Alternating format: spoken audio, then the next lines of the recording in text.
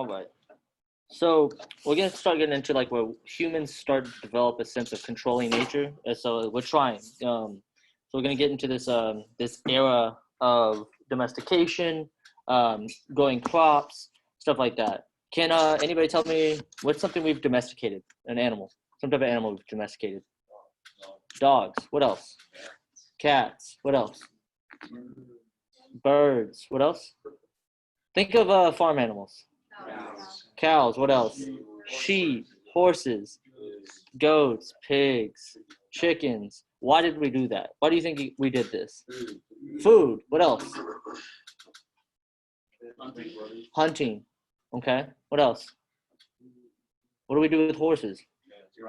You ride them. What else do the horses do sometimes? They pull things. So we use them as a necessity. There's something that we can use as a resource to better ourselves. That's why we started domesticating animals. Has everybody seen a natural like wild banana? Has anybody ever seen one? Like what it looks like? It's just full of seeds with a little bit of flesh, right? And so what you're gonna see is that humans have developed. We've almost shaped nature to fit our own good. Have you ever seen pictures of what corn used to look like? It literally looks like a piece of wheat. It's like a little piece with a little bit of seeds. And so now we have these massive mutations of vegetables that we've modified. What about, you guys know how big a wild strawberry looks like? How big it is? Just about? It's like what, like that big? How big are strawberries we have now? Like that big. You can get them massive. So we've shaped the world to fit our own needs. And so that we're gonna get into that more in a little bit, but I will show you guys another video, kind of giving you guys a rundown of all this. Oop.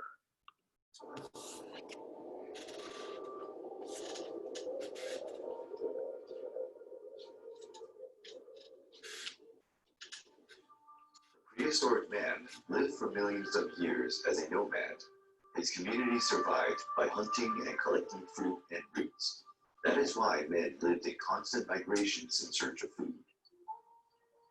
But a revolution was about to start, which would forever change this old way of life. This revolution happened with the mastery of agricultural techniques. Man learned how to sow the land and reap the fruit of his work. This new habit allowed man to gradually settle down on his piece of land, leaving his nomadic ways behind. The first villages began to emerge near the floodplains of the rivers, as these were the most fertile land. Since most places where man settled down were not adequate to grow food throughout the year, man began to give preference to the cultivation of cereals, which, besides their nutritional value, could be stored for longer periods. However, some of these cereals were often attacked by pests and rodents. During that same historical period, man developed the ability to domesticate animals as well. The dog was one of the first to be domesticated, as it would be used as a working animal, helping to safeguard communities while engaging in hunting and livestock-related activities. Some basic requirements had to be fulfilled before an animal could be considered domesticated. It could not compete with humans for food. Therefore, animals that fed on grazing or leftovers would be the ideal option. Ideally, these animals could not feel panic easily. However, if that was not possible, they would have to behave like a pack when frightened. By forming large groups, they would be more easily controlled by their owners and their herding dogs. These animals were domesticated in order to provide food for men, having also to reach their adulthood rapidly, thus increasing their productivity. Both agriculture and livestock served other purposes besides food. The animal's leather was used for several different purposes, both for clothing and the production of other items. And animals, like sheep, besides providing meat and milk, also supplied their wool. Vegetables, like flax and cotton, were also grown to serve as fabric. These small villages started to produce surpluses, trading and exchanging their products with other villages. Commerce began to slowly emerge, getting increasingly common over time. The mastery of these technologies created the basic conditions for the emergence of the first cities.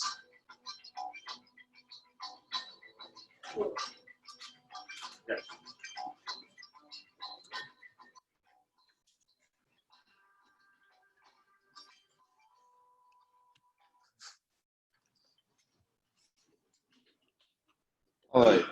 So, why do you think people settled around rivers? Water. Okay, so water. But what does water? What does a river provide for people? Transportation. Okay. What else? Fertile land. I got fertile land, transportation. What else? Food source from like what, fishing, stuff like that. What else? Bathing. Okay. Good. Something that's pretty important that you need water to do. Water crops, so irrigation, right? Drinking, so stuff like that. So that's probably one reason why humans developed a culture around water and river civilizations. You see, some of our first civilizations, which we're going to get into tomorrow, is they all developed. A lot of them developed just around rivers because that's where the most abundance of fertile land is, water, and transportation. So some fundamentals, ideas of civilization. So, what tools did we need when we were nomads and walking around? What, spears, bows? Did we need plows? Is that something we needed? Do we need other, I don't know, farming instruments that much. I'm sorry, I'm from the city. Do we need like shears and stuff like that? No, that's not stuff we needed. So that's tools we needed to survive. So there was a different survival stance at the time. So we were called hunters and gatherers. So we go pick berries, hunt. So we went over yesterday. But this did develop that we had tools. We were using tools, so it gave us the predisposition to be able to start farming. And so now we look at even during this time, as we said earlier, there's cave painting, animal sculptures, rock engravings, paintings. We had jewelry from seashells, lion's teeth. I don't even want to know how they got those. Bear claws and polished beads from mammoth tusks. So, there was still some sense of civilization in the Paleolithic time, but it wasn't until we settled where this is like actually exploded. So the Neolithic Revolution. So the Neolithic Revolution is a really fancy word to say the agricultural revolution. It's just basically when we started farming. The idea is like once we started. There's an idea that the reason we started farming is while we were following groups of animals, like as with nomads, you follow your hunt. So as we were following hunts, nomadic women would bury the excess seeds that they had already gathered. They'd bury it, and then as they come back in a cycle the next year, they find that they've grown crops, and this can kind of jumpstart their idea of starting to sit in one place. And then, so there's a few causes. So rising temperatures was probably a key reason. If it's too cold, can you grow crops? Right? If it's always frosting, your stuff dies all the time. Is that really advantageous for growing crops? No, right? So if you have rising temperatures due to the fall of the ice age, you have more sun, there's more land that's available to you. It doesn't say this, but what's also, why else would we probably have to go to farming instead of hunting?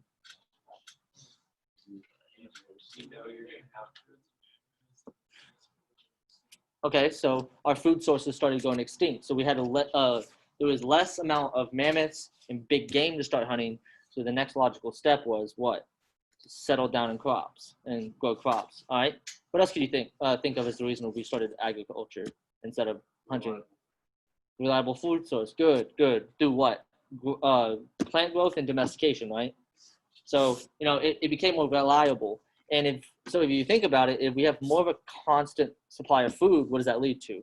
A surplus, right? So not everybody has to work, so you can start developing civilizations. You can grow population. And so you start seeing population centers develop. All right. So one of the earliest methods of farming, which is still used today, is slash and burn farming.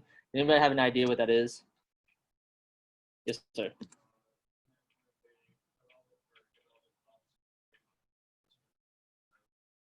Exactly. So what he said was they'd find a field, would it be grass, a forest, anything like that.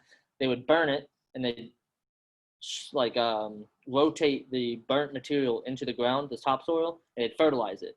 And so they'd go through these periods. They'd do that. They'd plant their crops for a few years. They'd grow, and then they'd move to the next location, do the exact same thing, while this location grew back.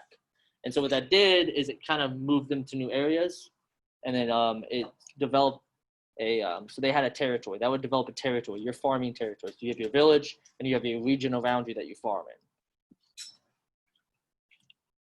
All right, so domesticating animals. What do you think is one of the first animals we domesticated? Dogs, okay. What about like farm animal? Cows? Ox, okay, good. So do you guys know that we're not technically supposed to be able to drink milk after we're babies, right? That's why people are lactose intolerant. For the longest time, a lot of people are lactose intolerant, but it became advantageous to be able to have this extra calorie source from milk, and so people developed the ability to drink milk after they were already weaned off their mother's milk. You're supposed to be lactose intolerant, like I am, your whole life after you. So it became a good source of calories. So once we started domesticating cows for their meat, it was just another source of calories. Instead of killing the animal, we had another source of calories from them. Does anybody know how humans first domesticated chickens? Do you? Okay, go ahead. Found out that, well, everything was reproducing all the plants that dropped the seeds, Mm-hmm. and then the chickens would just try and lay as many eggs as possible. Because there was a surplus of food, right? So yeah, that's exactly right. So what we saw in the surplus, they would just reproduce like mad. They'd lay eggs, they'd reproduce. So what we started doing is we started replicating that event that would cause them to reproduce so quickly. And so we domesticated the chicken. I think it was in China, I believe. It was like, it's called the forest hen. It had this natural cycle of, they'd have like a really low population growth, and there'd be like a season where all the seeds fall on the ground at the same time. So there's a surplus of food. They just make babies like it was crazy, like lay eggs. So we saw that and took advantage of it. And so that we see that with a lot of stuff. We increase their ability to get to adulthood faster. So when you make an animal get to adulthood faster, you get to eat it faster, right? So we started manipulating animals as well as plants. And what do you use like horses for? An ox to transport things, right? So animals of burden became important because they allowed us to transport more goods, the ability to move around more often, and so we could develop trade also. Instead of carrying what's on your back, you can have the ox carry it for miles, and it's like nothing for them. Okay, so I cannot say this. I think it's Harman or Jarman. Anyways, it's in northeastern Iraq is where this is like where they think some of the first evidence of farming is about. So Iraq is right here. I don't know if you guys can see my cursor. Right about here. It's in the Middle East. So does anybody know what rivers are in Iraq? I know you guys took geography, maybe, right? Known as Mesopotamia. So the civilization is known as Mesopotamia. So there's two rivers that are in Mesopotamian area. Euphrates, and there's one more. Tigris, yes. And so this area is known as the Fertile Crescent. It's in this area all the way into Egypt. What river is in Egypt? The Nile. So, river valleys became a very popular place, as I said, to be and to create civilization. So we have civilizations popping up in this area and into northern Turkey up in here. China and India. Right in here on the top part of India. And China, I think the Yellow River is in this area somewhere. And then in United States, no, actually, it's like Mexico, down in here in the Yucatan Peninsula, and some of the older civilizations in here. So river valleys became a very popular location to actually settle. And so that's kind of where this little area is that we're talking about right here. Just right, when you talk about the Middle East or like Iraq or Turkey, it's right in this area right here. So when we look at what they started doing is wild grasses, because river plains, there's wild grasses. Wild grasses is what we use to make cereal grain, like wheat, barley, stuff like that. So farming. So in Africa, what type of plants do you think we started with? Wheat. Yes, that's actually correct. Wheat was one of the first, or cereal like wheat, like barley and wheat, were one of the most fundamental farming things in Africa and in some of the Middle Eastern world. What about China? What type of plants did they have in China? Rice. What else do you think? There's rice. There's also they had this grain. It's kind of similar. I don't know if you guys know what mallet is. It's another cereal grain. So that Mexico and Central America. What do you think? We eat it every day. Some people do. Corn, exactly. Maize, corn. And there's one more that was really popular. It's really popular in Ireland. Potatoes, yes. So, I mean, there's these different crops. You see that agriculture developed simultaneously across the world, but just different crops. It was maize and potatoes, or in the case of Africa, it was wheat and barley. And then you look in China, it was rice and millet. So there's these different forms of crops. Catalhuca, I think that's how you say that. I have no idea. Hayuk. Okay. Farming thrived for about 8,000 years. So this is in northern Turkey. That's a little piece I showed you. It's right at where the Tigris and Euphrates River start. So we know this is that they had pottery, woven baskets, trade values for obsidian. Does anybody know what obsidian is? And no, it's not the Minecraft block. I got that last class. It's sharp, yes. So it's a volcanic glass. What do you think you can make out of a sharp object? Spears, yeah. Tools, right? So what happens when you start making villages? What happens between villages? They fight, right, for resources and land. So wouldn't you need obsidian to make weapons, right? Okay. Also, we're looking at village growth. What comes about from having to run a village? What do you have to do? What is developed? Leadership, so government, right? So governmental systems started being developed because of the agricultural revolution. What else starts getting developed? Trade. So trading between villages, right? So you have to, oh, you have something, but I don't have it. Or you're better at making this thing, but I'm better at making this thing, so we're going to trade for it. So trade started to develop. What else? Huh? Stores? So like marketplaces and stuff. We're going to get more into that tomorrow. But so there was no currency. So what did they do? You guys know what the word is for that? When you trade something, you barter. So it was more of a bartering system. What else develops through, having a surplus of goods? Population growth. Good. What did you say? Storage? How do you keep track of your storage? Math. Paper. Well, they didn't have paper yet. It was mostly stone tablets. So you have to develop writing. You have to develop a way to count everything. You have to know how much stuff you have, right? You have to be able to write it down what you have. So like we have early forms of language like hieroglyphics. It would have been way simpler than the hieroglyphics you see from like Egyptians. So you develop this sense of culture, right?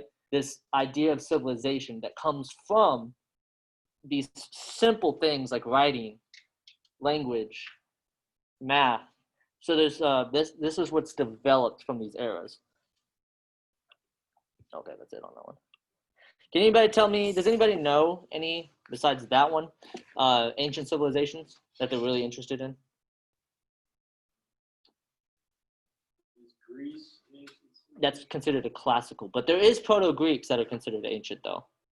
You know the story of the labyrinth? Yeah, with the Minotaur, right? Half man, half bull. So that comes from an ancient Greek, which is island Greek. We have time, that's why I'm asking you guys. So ancient Greeks were called Maionians, and then it was Maionians and Meonians. I cannot say the word, I never can. And so they are considered an ancient civilization. They actually were in a island, which is crazy. But so places like Egypt, do you think Egypt started as it was just a massive civilization, or do you think it started as villages, like small villages that eventually accumulated, right? So that's where we see the development of civilization, is when these villages start communicating. They have communication systems. Do you think religion at this point would have got more advanced than what we saw in like the Paleolithic age, right? I'm sorry? The Egyptian gods. What type of pantheon is that? Is that monotheistic or polytheistic? Polytheistic, and that means many, right? So you would see that culture would start to grow. We have religion gets more religion, art, music gets more advanced. It starts to progress.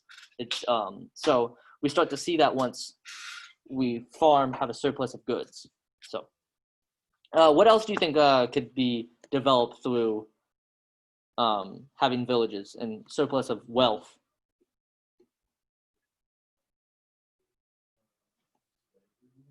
Okay, yeah, I mean that's true. What about social classes? Do you think like a social construct would have been created? You have like the hunters, like they're the people that go out. You have the craftsmen, you know, these different social classes. Do you think that what could that cause? Diversity, yes. What else? So since you don't have currency, don't you have to accumulate goods, right? So if you have more goods, you have more power. So it creates a class struggle, creates a wealth struggle in the idea, and so you're still going to have a distinction between wealth and wealthy and the poor. So that starts to develop also. So anyways, so now you guys do have a quiz. You have all the rest of the class to work on it. I suggest you work on it. I wouldn't put this off because you can get it done in 5 minutes if you try. Make sure that you don't just guess the answers, or you have access to the answers. So just do a little bit of looking.